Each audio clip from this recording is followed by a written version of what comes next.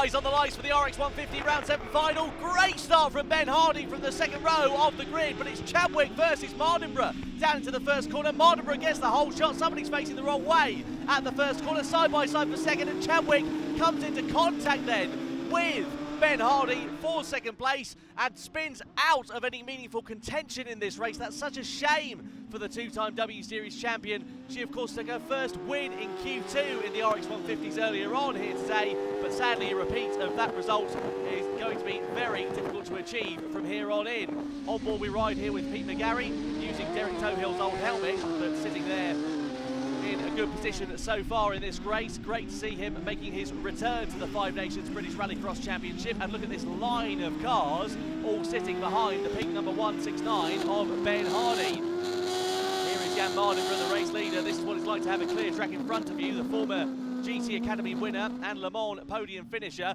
Oh, goodness me, we'll come back to that thought, because there is Greg Cozier spinning it round. So that's going to allow things to change place here, because Ben Hardy is now going to come under some pressure here, I think, from Pete McGarry. So let's see what happens then here as we ride on board with Pete McGarry. Here he goes. Look at that, really sideways. These five-blade engine machines are certainly not the easiest thing to drive on the limit. They're very sideways and very snappy, and we saw that as well for Luke Cozier at the first corner, because he was the driver in the green machine who was facing the wrong way at turn 1. So the two Coziers not having a brilliant run of things in this final. You can see there as well, Pete McGarry getting really sideways as he gets onto the loud pedal. Somebody's facing the wrong way as well there, so we've had a spinner further up the order. Work out who it is. I think it might actually be Greg Cozier who has come to a stop and may not be making the finish of this race. So that could be the earliest spin from Greg Cozier, and sadly has not been able to get that RX150 buggy back and righted.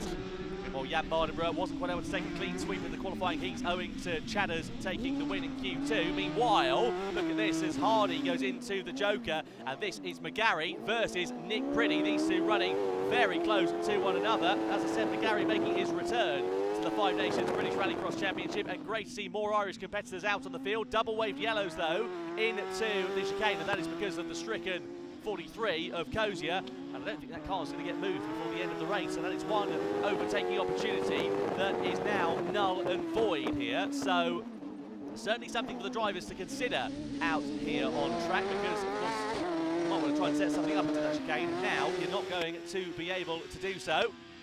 Here's the 27 of Nick Priddy going through into the Joker. When does he emerge? Behind Ben Hardy then. So Hardy into second place. But you know that these two like a bit of a squabble.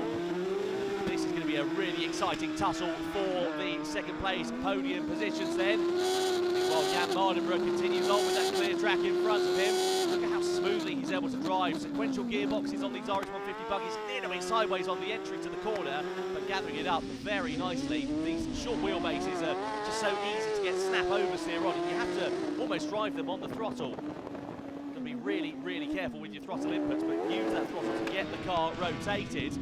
Pete McGarry that was, making his Joker, and emerges behind Ben Hardy and Nick Priddy as well.